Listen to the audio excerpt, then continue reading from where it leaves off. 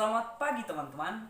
Pada video kali ini saya akan memaparkan hasil refleksi saya dalam mengikuti pembelajaran teologi dan komunikasi. Secara umum, teologi dan komunikasi adalah proses dua arah yang saling mengisi dan saling melengkapi. Teologi dan komunikasi tidak dapat dipisahkan. Teori yang paling mengena pada kelas teologi dan komunikasi ini adalah teologi relasi dan komunikasi yang dikemukakan oleh Robi Chandra. Pada teologi relasi ini dijelaskan bahwa proses penciptaan merupakan awal dari terbentuknya suatu relasi dan komunikasi. Allah menciptakan manusia segambar dan serupa dengannya, serta melakukan komunikasi terlebih dahulu dengan ciptaannya.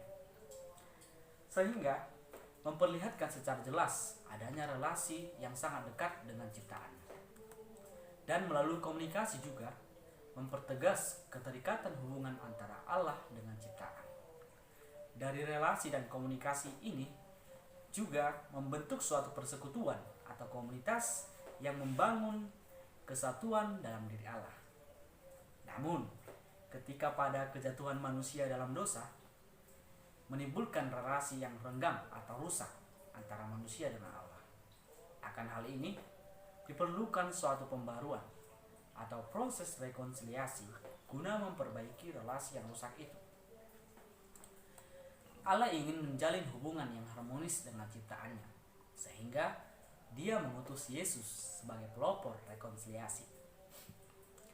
Yesus yang turun ke dunia merupakan sosok yang membawa pembaharuan. Terlihat dari tindakan-tindakannya yang membawa perubahan, keselamatan, serta perdamaian.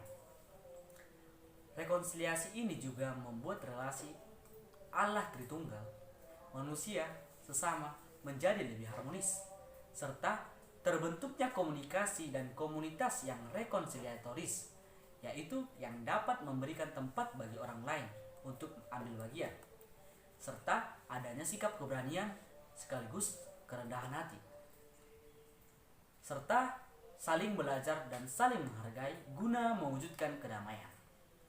Dalam teologi relasi dan komunikasi memiliki keterkaitan yang sangat erat, sehingga dalam prosesnya diperlukan bahasa agar terlaksana secara sistematis dan efektif. Bahasa yang digunakan untuk berkomunikasi menjadi wadah bagi manusia dalam usahanya untuk mencari yang transenden. Komunikasi dan teologi juga memuat aspek relasi baik kepada Sang Pencipta maupun relasi dengan sesama. Apa pertumbuhan yang saya rasakan ketika dalam kelas ini?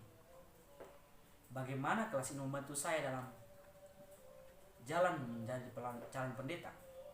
Ya, selama mengikuti pembelajaran dari kelas teologi dan komunikasi ini, saya mendapatkan pencerahan mengenai bagaimana melakukan komunikasi dengan baik.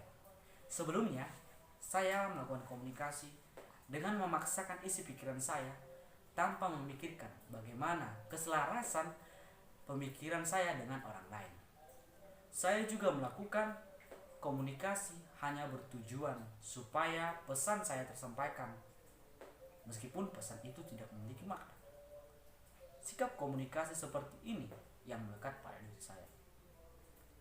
Tapi setelah mengikuti pembelajaran dari kelas teologi dan komunikasi, saya tersadarkan akan hal-hal yang penting, yaitu bahwa dalam melakukan komunikasi harus memiliki keberanian dengan kerendahan hati, memberi ruang bagi orang lain untuk ambil bagian, serta saling menghargai agar terciptanya relasi yang harmonis.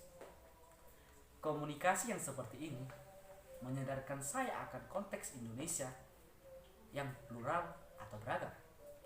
Seharusnya pluralitas tidak dipahami sebagai ancaman dan mengakibatkan kekacauan, namun menjadi sesuatu yang rapi, tersusun bagaikan anggota-anggota tubuh dari badan jasmani yang utuh ketika dilakukannya komunikasi yang baik atau komunikasi yang rekonsiliatoris.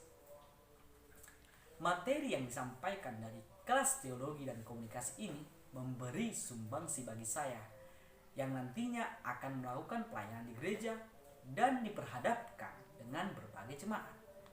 Tentunya, dalam melakukan relasi dan komunikasi dengan jemaat, saya diperlengkapi melalui kelas ini untuk lebih membangun persekutuan yang rekonsiliatoris atau membangun relasi yang baik dengan Sang Pencipta dan relasi yang baik dengan sesama.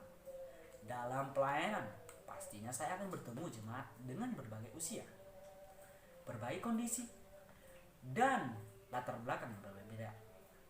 Akan hal itu, saya menyadari pentingnya komunikasi yang mampu menyesuaikan atas perbedaan tersebut, sehingga dalam komunikasi itu tidak mengandung unsur sakit hati, melainkan terciptanya kenyamanan.